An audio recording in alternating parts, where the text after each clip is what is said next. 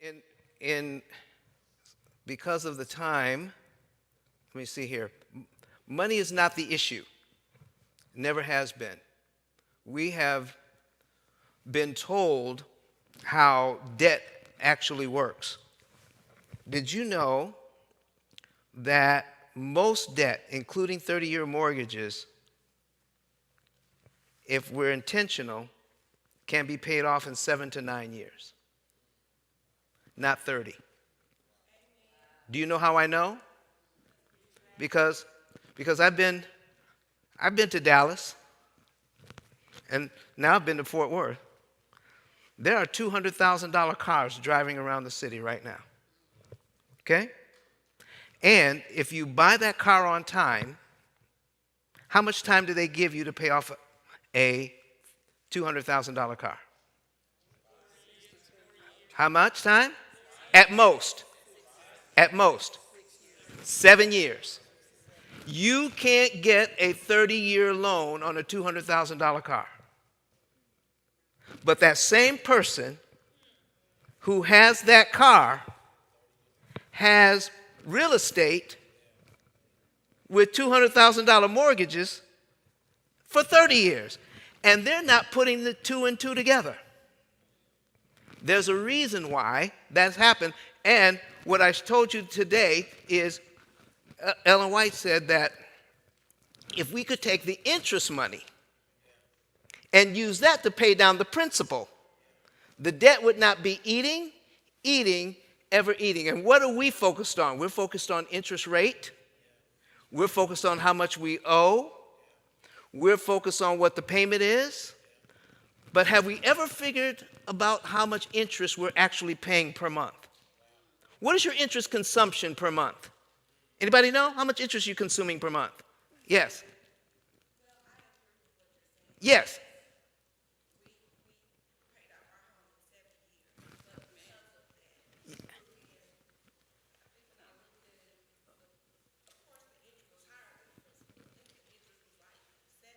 Yeah. Well, see, and that's what we're going to be talking about today. The principal being lower actually gives you leverage. So I'm going to say some things, and you may want to write them down and test me on it later. Because of how amortization actually works, and it's been working like this since 1930, between 1934 and 1936, when we first got what's called a self-amortizing loan. 20-year mortgages started between 1934 and 1936 as a result of the Great Depression. FDR with the New Deal came in and says, okay, all these people in 1929, stock market crash, people lost their homes, everything was going bad financially. So the government stepped in and bought up a bunch of mortgages because they weren't amortized like they are now. Okay? They were mostly interest-only loans. You had to have 50 to 80% down, and people paid interest only, and the term was either 3 or 5 or 10 years. At the end of the term, they would just, you see, if you couldn't pay the balloon payment, they would just what? Refinance. Okay? They would just refinance them. And then they just kept paying interest only. But when the Depression hit, no more refinancing. People lost their stuff. Government steps in, buys up all the loans, and then reissues for the first time amortized loans. 20 years amortized interest, amortized loans. And the idea was, we were told, it's going to be helpful to you so you can buy homes. And by the end of the term, by the end of the 20 years, your home would be paid off.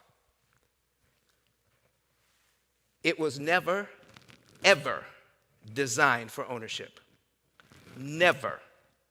It delays ownership.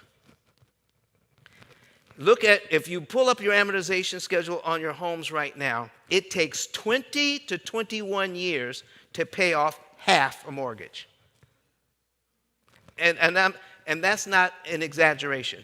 20 to 21 years on average to pay off half the mortgage. You pay off the second half, in the last 9 or 10 years. Why is that? Because of the interest. Interest has always been the problem, okay? So let me skip through some of this. And here's the slide I have for that. There's a $200,000 car. Here's a $200,000 house, okay? The interest cost on this car is $69,000, and if at 8.89%. Oh, if but on a 3% mortgage, on a $200,000 house, how much interest do they want? So a low interest loan does not mean a low interest cost. It's not about interest rate. It has always been about interest cost. And we had the secret the whole time. Okay? So because now listen, we lost out on the health message to other companies. Let's not lose out on this too, okay? All right, so let me, these are the quotes that I had before. Every year, many pounds, okay, are being swallowed up by interest paid on debts. If this money was appropriated to settle the principal, the debt would not be eating, ever eating, okay? And here is what I had before. The more means they obtain, the more they will injure our kingdom by taking from us our subjects. You are not supposed to have money. The average family, no matter how well they are doing financially, the average family pays 35 to 39% of their income on interest alone. Not just the whole payment. Add it up. What is the interest cost on the credit card, on the car, on the house, anything you're paying interest on? Add it up, do the math. It will come to about 35 to 39% of your income. But because we get so used to doing it, it doesn't feel like it's a problem. It just takes a long, long time to pay off the debt, and we don't know why. We're doing everything we can. Everything that you've ever learned about how debt works is wrong.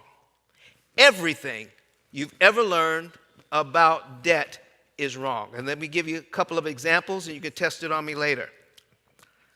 Higher interest rates or lower interest rates? Which do you want? Higher rates or lower rates?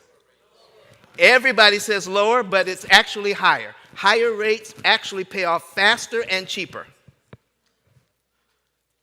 Okay? 30-year mortgages or 15-year mortgages? 15. That's what we're told. Even Dave Ramsey says if you can't afford a 15-year mortgage, you can't afford the house. Never, ever, ever, ever, ever, ever, ever, ever, ever, ever, ever get a 15-year mortgage. There's no reason for it. Even if you don't know me, get a 30-year mortgage, you can find out what the 15-year payment is and make it, right? You don't need permission to have a 15-year mortgage. The payment is much higher. And if things get tight, you're stuck with a high payment, aren't you? If you don't even know me, you can get a 30-year mortgage, find out what the 15-year payment is, and start making it. And when things get tight, what can you do? Drop back to that 30-year payment. But we're going to show you some things today. Now, a student came to me when we moved to Huntsville after I did a presentation at Edwards Hall. And he says, you know what? I got a job, and I got a car, and I was blessed to have a student loan of only $9,500. Not $95,000. $9,500. Okay? This is what we call student loan larceny. I'm going to start here, then we jump to the mortgages. Okay?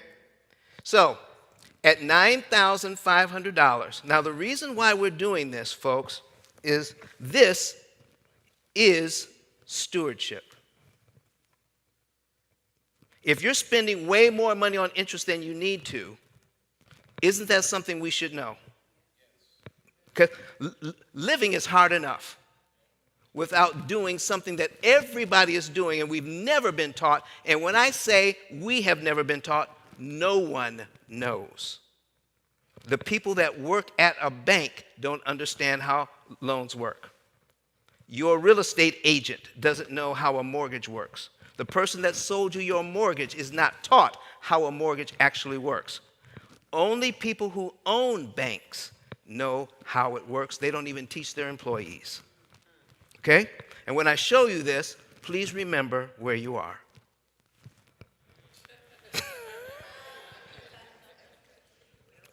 Okay? So, his payment on his student loan was $50 a month at 6%. How long do you think, I don't even need you to do the math, just guess. How long do you think it should take to pay off a $9,500 at 6% at $50 a month? How long? Okay, 30 years. Anybody else? 10 years. Anybody else? 15. I heard 15. What else did I hear? Okay, let's take a look. How many years? 601 months. That is 50 years. That's 50 years. Here's why. Okay? Total interest paid on this would be, if they follow the bank's plan, $20,550. Should it ever cost $20,000 to pay off a $9,500 loan? No. That is poor stewardship, isn't it? Now, this is why I do what I do, so people can know that they don't have to do this. Total repaid would be $30,000 by the time it's all done. Okay? So, total interest paid as a percentage of principal is what? 216%. Meaning, the amount of interest that you pay is 216% more than what you borrowed. So it is a 216% loan, not a 6% loan. Yes, ma'am.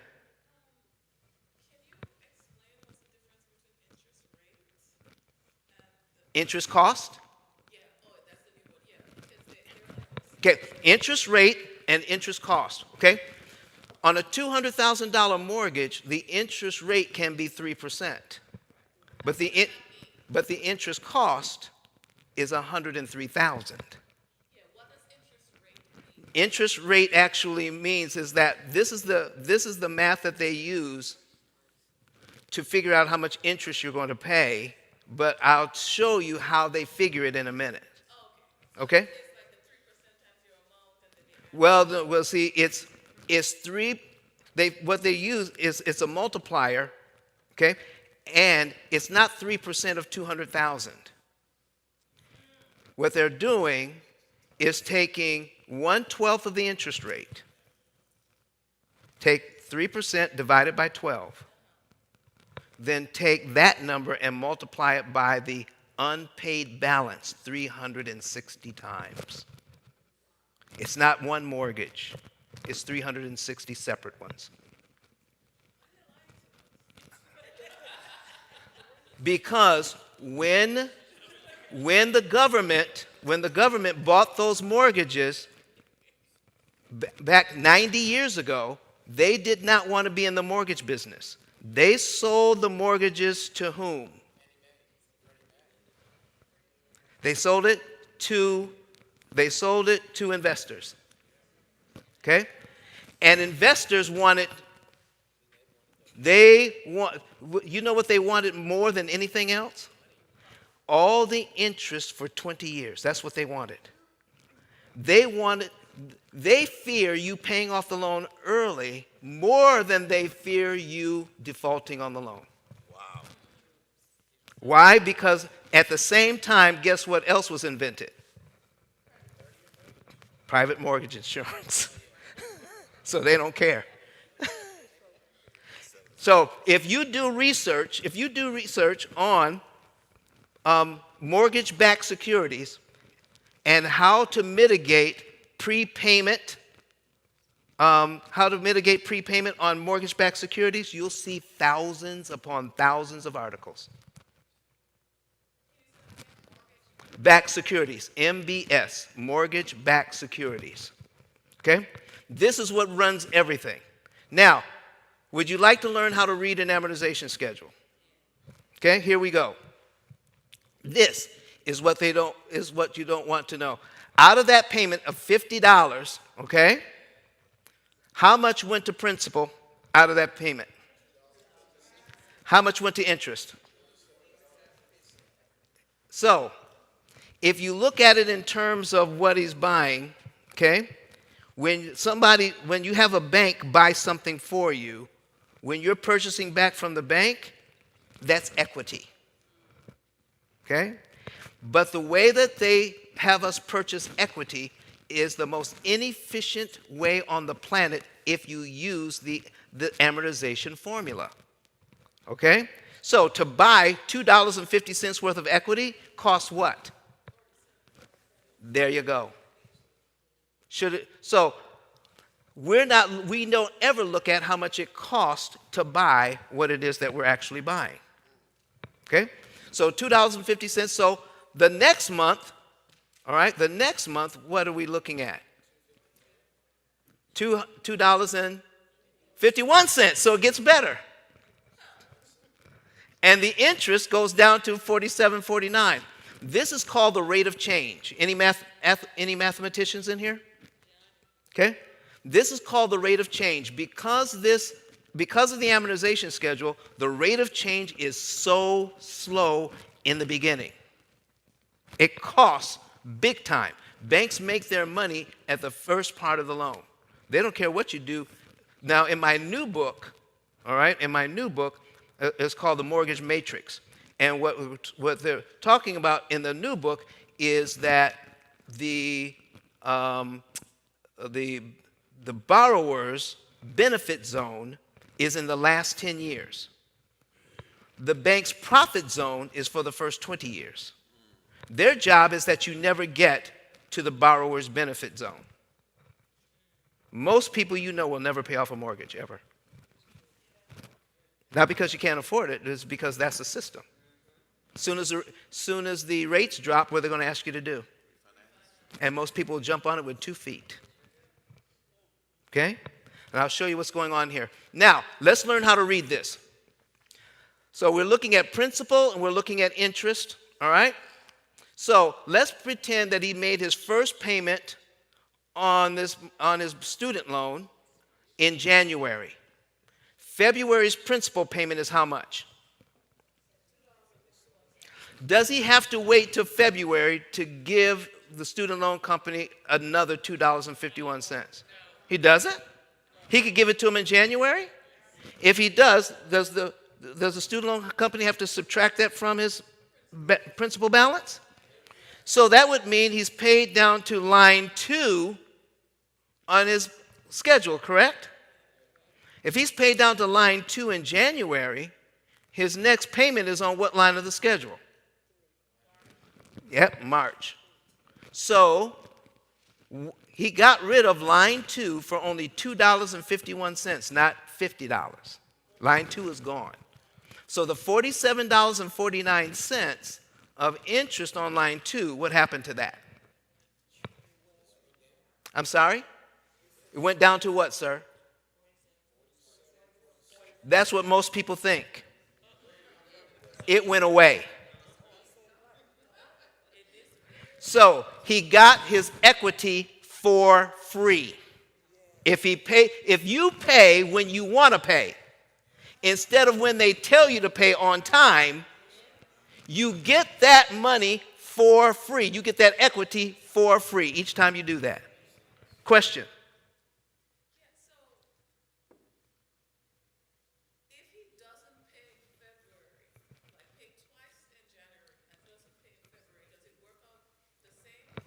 You have a payment every single month. That's the.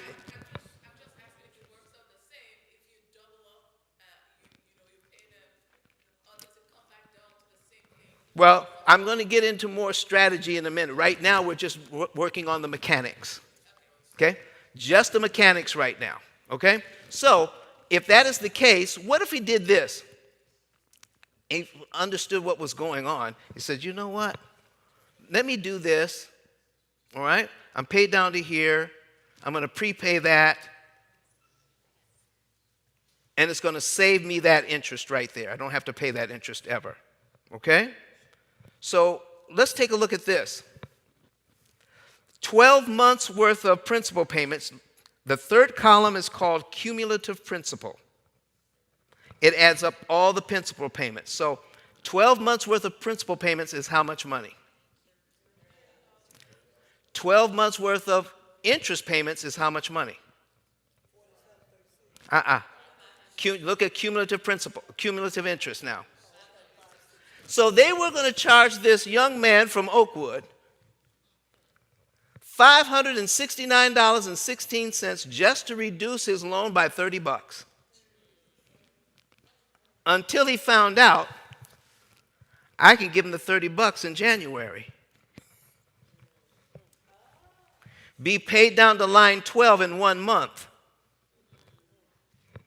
Right? You follow? Okay. And then skip all the interest payments between line 2 and line 12. Are you seeing what we're talking about now? This is what I see when I look at it. Are you seeing it? Are you looking at it? Okay. So,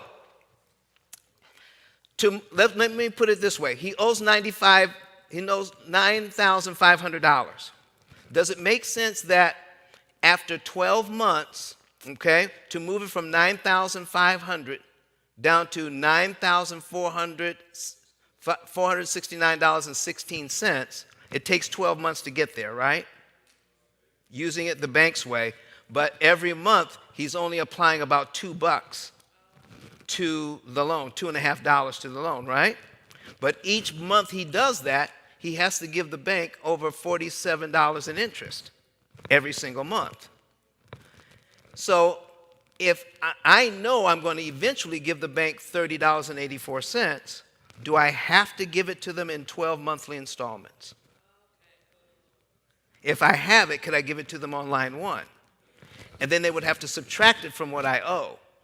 So if I subtract $30.84 from $9,500, will it give me $9,469.16, no matter how I do it? I could give it to them all at once, or I can give it to them a piece at a time. If I give it to them a piece at a time, they're going to charge me each time I do it. Make sense? Yes, sir. Yeah.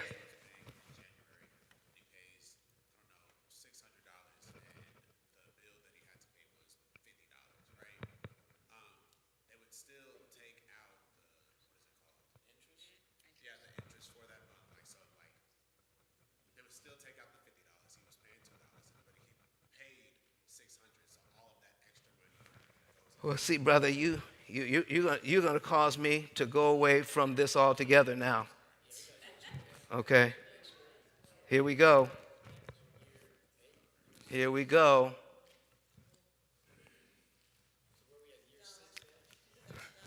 Yes.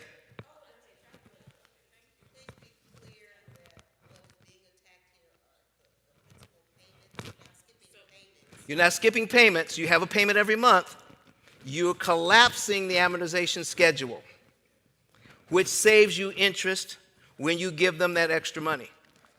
Yes, ma'am. So just round it up. If he paid the $30 in January, that means he'll have paid them a total of $80. Exactly. Right? And so by paying that up front, he's going to save, I'm just saying $50 a month. Right. Right? So we'll do 50 times 12, right? And so he's saving like $600 in interest? About $500 in interest, yeah. Yeah, about that. So let's take a look at it, okay, on an amortization schedule. You seeing it? Are you seeing it? All right, remember where you are. Okay? 6%. Okay? $50. 601 payments. All right, and you said if he gave them $600, here's cumulative principal. Okay? Are you seeing that? I'm going to go down to $600 in cumulative principal.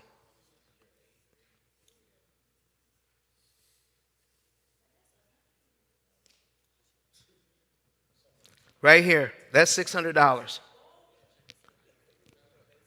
Somebody take 159 and divide it by 12.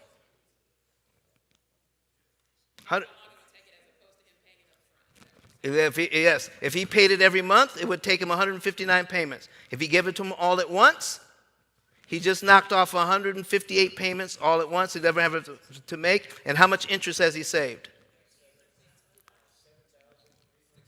There you go. What's that?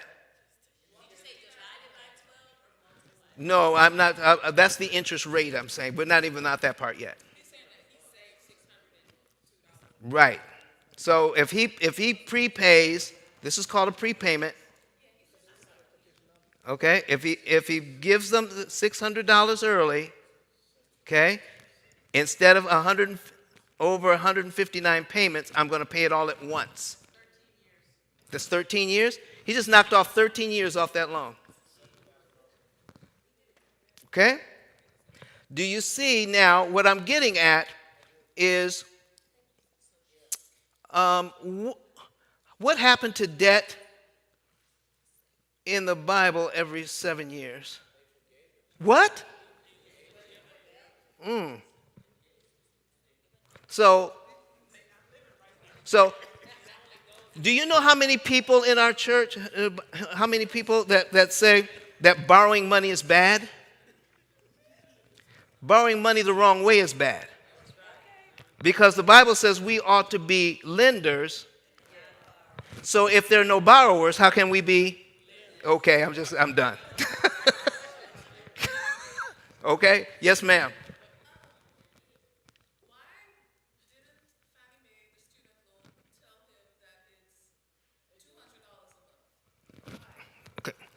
Okay, it's called an income-based repayment program.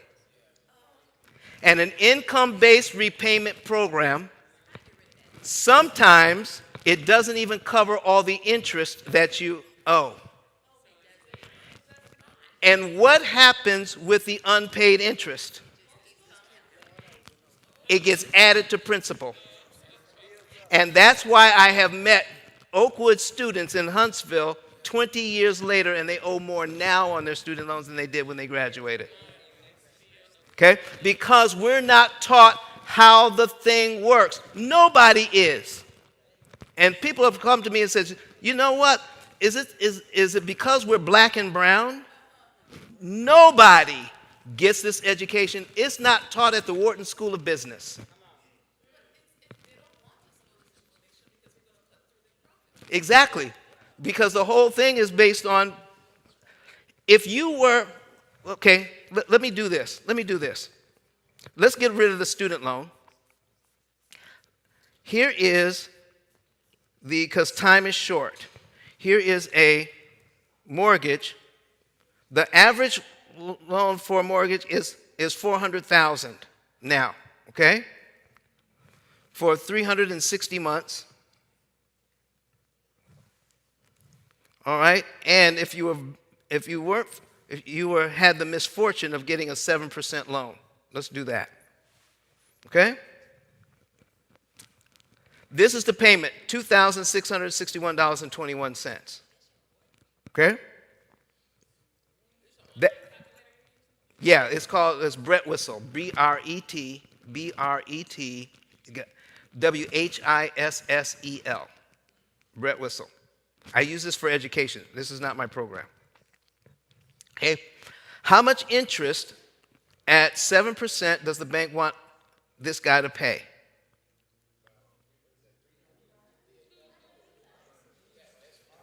$558,000 on how much did he borrow?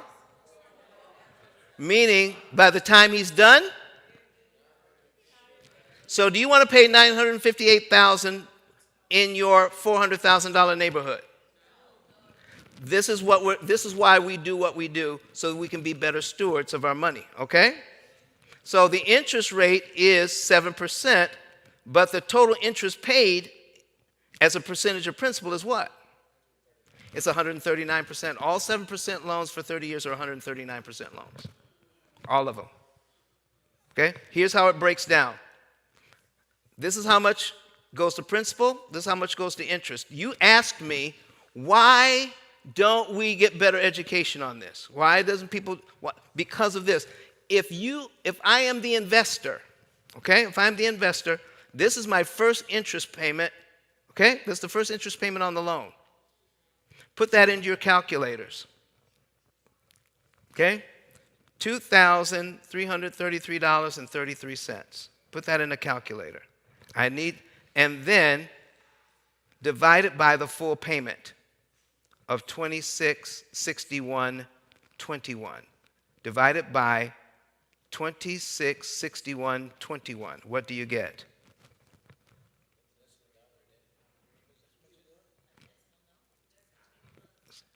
Okay, does anybody get the number? Okay, the first number was $2,333.33. That's the first number, $2,333.33. Divided by $2,661.21. 0.87, okay? 0.87, that's 88% of that payment is interest. In other words, 88 cents out of every dollar he pays towards a mortgage goes to interest. He's only paying off his mortgage with 12 cents out of every dollar he pays. If you are an investor, do you like this deal? Do you want anybody to know how it works? Exactly. This is exactly what's going on.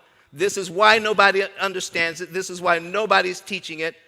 And if you look at my videos online, nobody else online anywhere is teaching this because, not because I'm smart, it's because I have autism spectrum disorder. And this is what I see. Okay? Now, yes?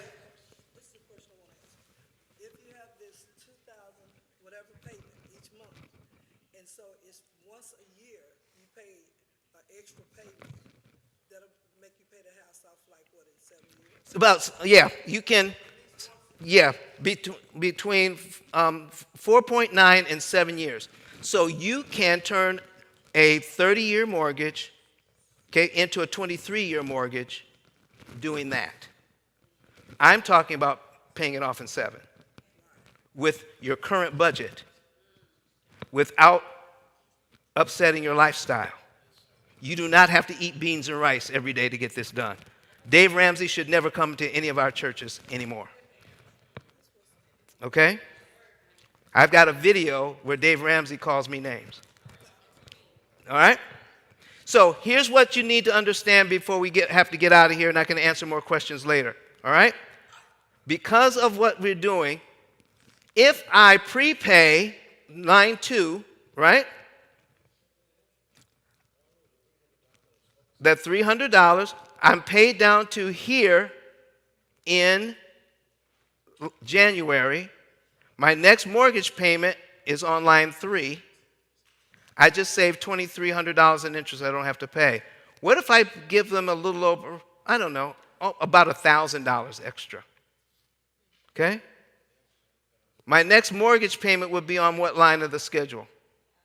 Line 5. Okay? And how much interest did I just save? About $7,000. And I invested $1,000 in the mortgage. I saved $7,000 worth of interest I don't have to pay.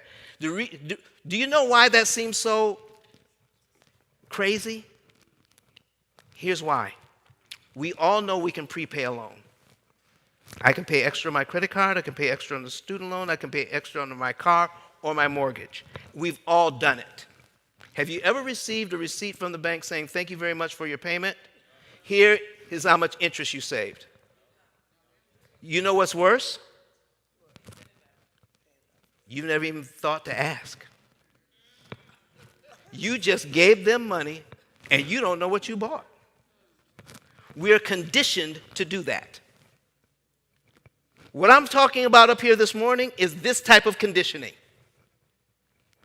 if Satan can condition us to give away our money, what do we have left to put into the work? This is more expensive than taxes. Yes, ma'am.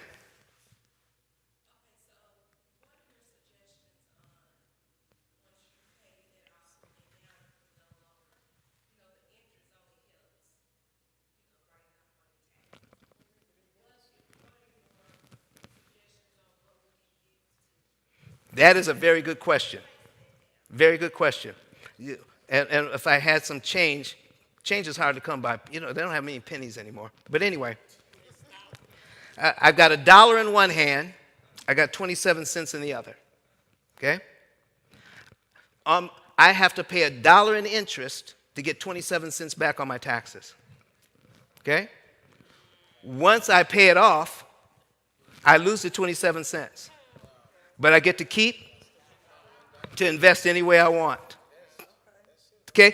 Do you know how many accountants I run into that tell me I keep a mortgage for the tax deduction? I say, why? You're going to have a tax deduction if you qualify. You're going to have a tax deduction every year you have the mortgage. Why do you need it for 30? Get it for 7. Get the tax deduction for 7 and use that money, the rest of the money, any way you choose. Yes. I know. Remember where you are. That's what I'm saying. So I'm looking at this, nice 6%, but 7%. So what's happening to the people that do other loans like cash advance loan and 120? Okay, sister, here's what I'm trying to tell you. Okay? A person with good credit is paying more interest than the tax advance people, the cash advance people. You want me to show you? I can show you. No, I thought it worked the same way, but it actually doesn't. So No. they're more upfront and be like, it's 120, Okay. This is going to help you because we have to go. I'm going to show you some things. Yes, ma'am, while I'm setting this up. Real loud so everybody can hear you. I'm sorry? No, escrow is, well, not, only in this way. Only in this way. Escrow, where you pay your taxes and insurance is included in your mortgage, they're setting up a bank account for you to put in your monthly, put in enough money for taxes and insurance. They're putting it in a bank account that's paying you how much interest? Exactly. Okay. Have you heard of fractional reserve lending? Fractional reserve lending means that a bank can lend out about $9 for every dollar they have on deposit. So the more money they have on deposit, the more they can. So if you're putting money in the bank, they don't have to pay you for. Exactly. So everybody that tells me that borrowing money is a bad thing is not looking at every bank in town, because the banks are the biggest borrowers in town. They borrow our money, then what do they do with it? They make money with it, and how much do they pay us for using it? Pennies on the dollar. Why can't we do the same thing?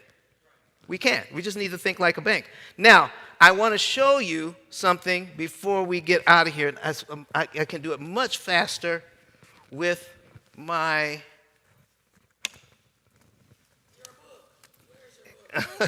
Okay, now, my book, I'm telling you now, my book does not give you instructions on what to do. It tells you why you need to do something different and instructs you on that. But there's no program that says pay this much on this day in this month for everybody. Anybody who says everybody does the same thing to get the same result is a scam artist. Don't do that. It is very individual. You don't want to just save interest. You want to save the maximum amount of interest you possibly can with the amount of money that you have to work with. It's called optimization. Anything can be optimized. So if we do the math, you can save about $6 in interest for every dollar you put on principal. Do you want to save $3 in interest for every dollar you put on principal? So why not just encourage them to buy down the rate when they're buying the house? Bring down a big- I'm getting ready to answer that right now. Can we have a mic for the questions? Can we have, she wanted to know, okay. Yeah. I got a couple of mics here. Yeah, I got a couple of mics here. Thank you. She was asking, why not just buy down the rate? Because the rate was never the problem. It's always been interest cost. Interest cost, not interest rate. Here's why. Okay? In the 70s, some of you may know that you have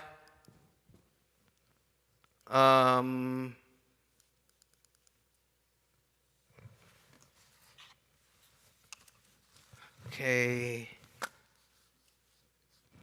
delete. All right. This was $70,000, okay, was the median home price back in the 70s. Interest rates got to 18%. Any of your parents or grandparents ever tell you that? Anybody ever hear that? Okay? 18%. Okay? Now, I'm getting ready to show you something on your phones. I want you to tell me if this is a bad deal or a good deal once you understand it. Are you ready? Okay? Here's how the payments break down on that mortgage. Why were your parents and grandparents able to pay this mortgage off at 18% and we can't do it at 4, 5, and 6? Come on, brother, tell me why. That's all they had. They only had that payment to make. They didn't have 50 payments they're making. Look at the payment, what you learned today.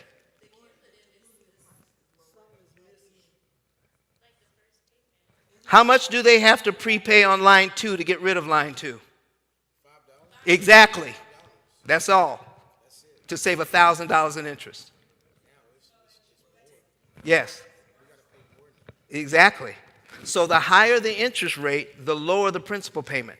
The lower the principal payment, the more leverage you actually have to get rid of the debt. When you lower the interest payment, you destroy your leverage. And bankers who own the bank know this. This is why, think about it, let me ask. So remember, my question was buy down the rate, but she said it's better to have it. Oh.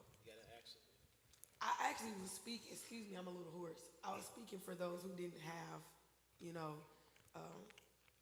my question was why not encourage the people to buy down the rate? That's when you just put a little bit more on the down payment, it reduces your interest rate a little bit. And he said in the beginning, which I agreed with him when he asked too, it's better to have a highest interest rate to pay it off faster. I get that. But since a lot of people can't afford that, for the most regular people, why not just buy it down? Right, because buying down the rate, here's what's going on, is it can be, it's a lump sum to buy down the rate. That's number one. Now, right now, there are builders that are buying down the rate for their clients. You buy my house, you buy my $400,000 house, I'll buy down the rate. Okay? So, $400,000. Okay? And we're going to buy down the rate to 5.5 for you. All right? We're going to give you this. Okay? This is your payment. All right? And I bought down the rate for you. I would say, and it's going to cost somewhere between $12,000 and $15,000 to do that. Okay? If this was me, I would say keep the rate at 7 Okay? You pay my closing costs.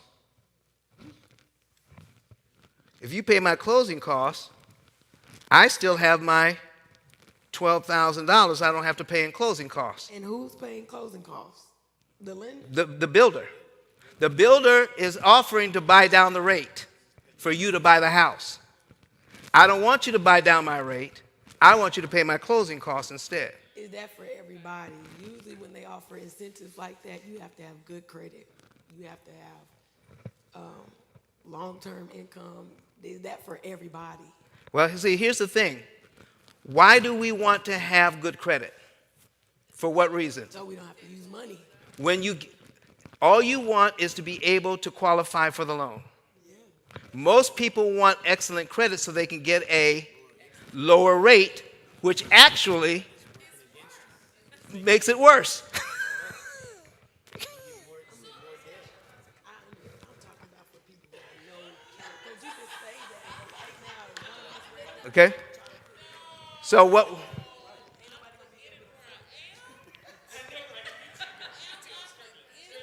That's all I want to say. Am I forgetting where I am? What? So here's what we're doing. So if I did that, I would say, let me keep my $12,000, and I'm going to apply it with my first payment and do this instead. Knock off almost 3 years and save about $75,000 in interest. that makes sense. I get what you're saying. It makes sense. I agree with you. Everybody just Well, whatever you can do, you can still save money and interest. So Okay? Go ahead. So what about PMI if they offer to pay it for you, for you to take a lower interest rate? What would be the negotiating tactic? I don't know of anybody who pays PMI. Okay, they pay yours? Or was it the loan? Was it the kind of loan that didn't require PMI? There's some loans that don't require it. No, so they paid it up front for me to take a higher interest rate. Okay? So I'm trying to figure out. I is would that a I would good take that or deal no? every day. Oh, okay. I take that deal every day. Okay, well, I was just trying to see, was that a good deal 10 years ago? Every day. Every day. I take it every day. Yes. No, I just had a question. There, microphone. It's not really about this, but it's about Put up to the mouth. it's about us as a whole Yes. church. Like the bank, all the money that we get in every week from church, Yes. every month from church. Yes. Why can't we go into, I mean, I know we are set up different from the first day. Not business, I'm talking about amongst And us. your question is? I'm just. Because I got an answer. I'm itching to give it to you. Okay, What's your question? why can't we just be that sort of bank ourselves? Well, let's talk about it. Ourselves. Let's talk about it. Banks love Adventist churches. They absolutely love Adventist churches because what I've talked about was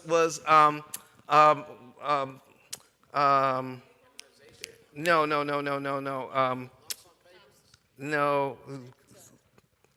Listen, was it? No, it was because of how much money they're able to lend because of our money. Fractional reserve lending. Okay? Now, go slow. We collect tithe and offering. How often do we send it into the conference generally? Where does it stay for that month? What kind of account in the bank? Low or no interest. For a month. Times how many churches in the conference? In the state? In the country? Okay? Not only that, but all the money that funds all the departments for a year. Where does that money sit? In the bank.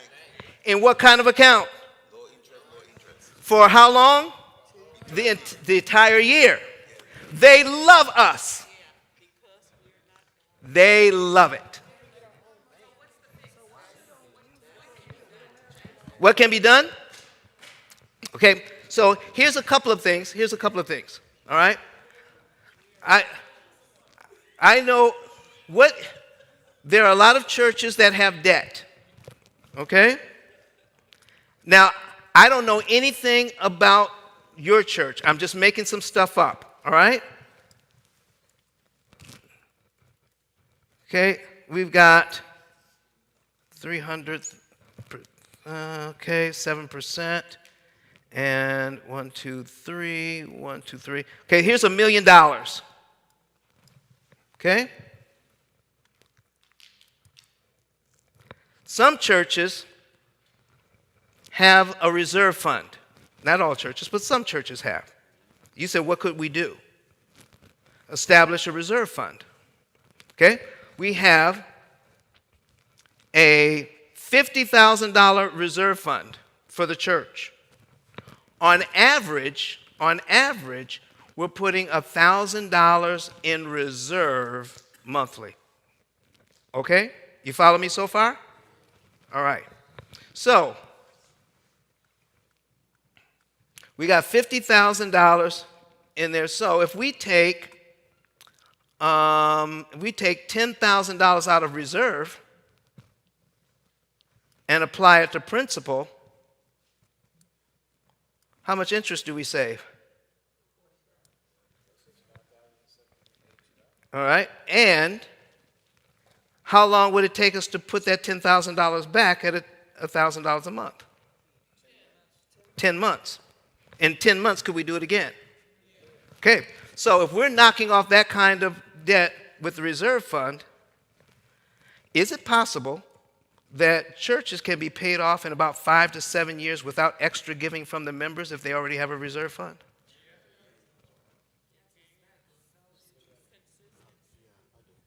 Okay? Because we know how an amortization schedule works now. All right? The reason why we don't do this more is because we don't know what happens when we prepay. Nobody's ever told us. We know if we go to Dillard's and buy something on sale, what do they print at the bottom of the receipt? Oh, if Dillard's can figure it out, how come your bank doesn't do it? Yes, sir. Wait for the. Oh, you got it. Go ahead. Yeah, okay. So my question was, with the lower interest and a lot of payments not balance out the higher interest and shorter payments, if you're just paying like normal with higher interest, and it says we're saving $75,000 on interest, but that's with like extremely high interest accruing. So Yeah. if you have really low interest rate and pay it over the payment every month, isn't that the ideal? I hear you. I hear you. So let's do it side by side to answer that question, okay? Which is a very, very good question. All right, so I got a higher interest rate versus so they're offering me 5.5, all right? Somebody's going to pay it down for me. All right? I got 4, or I'm going to duplicate this tab. All right? And 7%. They're offering me 5.5.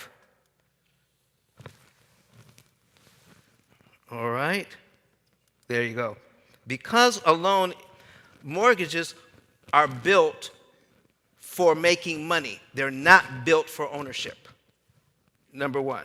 They never were built for ownership because it delays ownership. It delays ownership. Now, so I've got 7% here, which is higher. All right? Let's take a look at 1 year. If I look at the higher interest rate, I add up all the principal payments, it comes to how much money? $4,000, right? So if I had it, could I prepay the $4,000 and knock off a year? All right? If I had it. At 5.5%, how much does it take to knock off a year? So at the higher interest rate, am I better off with my money? Because the faster you can get into collapsing the loan to get into the borrower's benefit zone, you're better off. Okay? So what you want to ask is, how do I need to set this up? How do I need to position myself so that the little money that I have can kill more interest and get towards the end of get into the borrower's benefit zone where I'm paying a lot less interest per month? The little money. Okay? So let's talk about the little money. We're going to do something just for you. Okay? Just for you. 200,000. Uh-oh, sorry. 200,000. Oops. Small mortgage. Fixer upper. Okay? What interest rate do you want me to give it? 3.5. Okay, we've got about 3.5, okay? All right. So, 3.5. You don't have any money. All right, now here's what we're going to do for you. Where's my phone? All right? I'm going to put in, okay? I'm going to put in 300. Somebody put into their phone $582.42. That's how much interest we're working with on line 2. $582.42. I'm going to put into my calculator 315.67. Okay? Now, if I prepay 315.67, I can kill $582 worth of interest. Is everybody with me there? Well, I don't have 315. I got half that. I'm dividing mine by 2. I've got 157.84. Divide your interest by 2. 582.42. How much interest can I get rid of with $157? I don't have $157. I'm dividing it by 2. I only have $78.91. Divide yours by 2 again. How much interest can I get rid of with $78? How much can I get rid of? Real loud. $145. Well, I don't have $78. I got half of that. I got $39.46. Divide yours by 2 again. So if I only have $39 and I can get rid of how much interest? Is it still worth it? I don't have $39. I got $19.73. How much can I get rid of now? Huh? $36. Okay. Well, I don't have 19. I scrounged around in my couch cushions, and I came up with $9.86. How much interest can I get rid of? Is it still worth it? There you go. I'm done. You don't need much money to get rid of interest. So when you refinance, Yes. you go from, so we went from, I think, 4.25 to, during the pandemic, to 2.87. Good. So was that good or bad? Because Well, you were it saying- all depends. Let's take a look at that. Okay? I'm going to make up some numbers. Okay? I'm going to make up some numbers. How long were you in the loan before you refinanced? I got 5 minutes. This is the last. I'm sorry. How long were you in the loan before refinance? 5 years. That's common. Between 5 and 7 years, they start flooding you with calls and emails and Well, we did it because because the rate came down. Yeah. Gotcha. All right. So, about how much was it at the beginning? of what the interest rate? No, the amount that you borrowed. Just make up a number. 250. 250. Okay, I'm going to show you something. 250,000 at the beginning interest rate. 4.25. 4.25. All right. Here we go. Okay, 4.25, got to get rid of that. And this. All right? Now, this is just the principal and interest. We're not talking about taxes and insurance, okay? Now, we're looking at 5 years later. That's 60 months in. Okay? That means we paid it down by $22,980.73. This is our new balance, correct? All right, so we've got this balance. We're going to copy that. We're going to duplicate this. We're going to put our new balance in here. Okay? We're going to paste that right in there. And we have a new interest rate of 2.75. 2.75?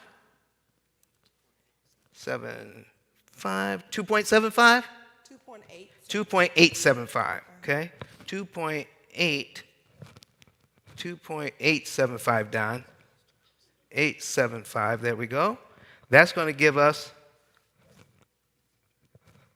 an interest rate. Okay, let's get rid of this. I keep hitting the wrong button. Delete. And delete. All right, so we got, and that gives us a new payment. Okay, now, usually refinances cost anywhere from $8,000 to $10,000. I've seen it go to high as $17,000. How much? $5,200. Okay, so we've got to add $5,200. You would say $5,200. So, yeah, we got to add that to the, because that's what it costs to refinance. So 5,227. Hold on. Let's see. Calculator. What is it? 232. Okay, 232. Okay. What is it exactly? Somebody. Okay, 232. Okay. Okay, 232. 232. 219.27. Okay. This is our new. Now, here's what I want to show you. Okay, we're going to calculate that. So how much was the closing cost? $5,200. Okay, so we got to pay off $5,200 to get to our original mortgage amount, right? So it's going to take about 13 months. Okay? That was, so it takes about a year to pay off the closing costs, doesn't it? Are you hearing me? I do, yes. Okay. How much interest did we pay on the closing costs? So here's what I'm asking you. I'm calling you up from your credit union.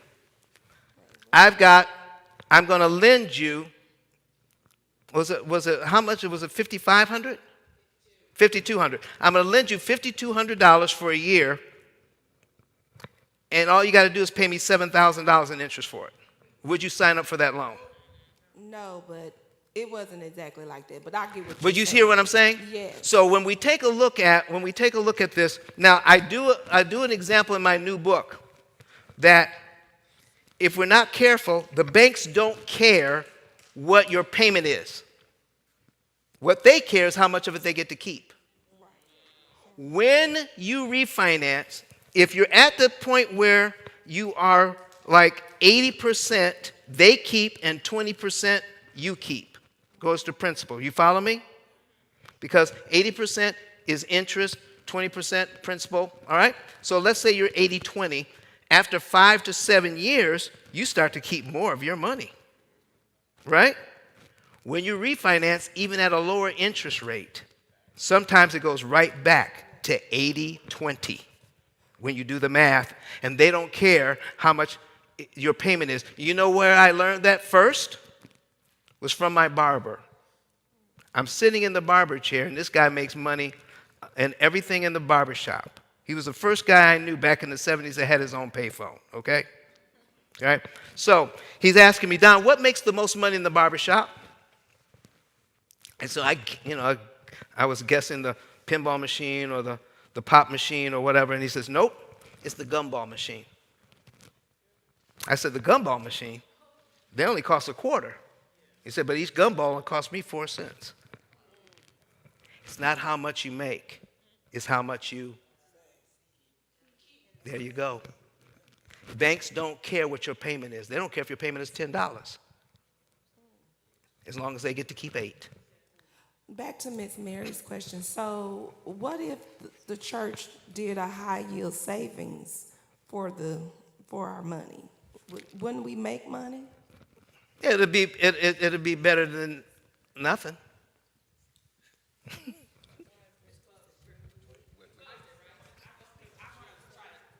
this to the church because I feel like the healthier the church is, the healthier our homes are. Exactly. So our money, the church's money, is sitting in the bank at a 0 interest bearing account, right? There's no interest. Well, I wish the treasurer was here, but if there is no interest being earned on the money that we are turning in and tithe and offering, and I know the tithe goes away, only the offering stays here, but that money that is sitting in our savings account or in our reserve accounts that we have in the bank, why wouldn't the church operate by paying our loan that we have, because we have a loan? If we would do that just once every quarter, make a double payment every quarter, that would take 5, 6, 7 years off of our loan. Is that a fact? That is what, when you say double payment, most people think of an entire payment. You just need to focus on the very small principal parts to save a ton. Okay? All right, we will have to pause here. If you want to ask some more questions, I- that would be willing to go in the back. Okay? In the back, in the fellowship hall to take some more questions. And I'm not turning this off, so you can keep your. Now, what are you going to do with the book? The books? Oh, The book. I'm taking the books with books that are in here. Okay, are you going to give them away? Yeah, yeah. Okay. Do you all have to be in here? Does somebody have to be in here? We have to be in here. Okay. Okay, let's do this. We're going to close.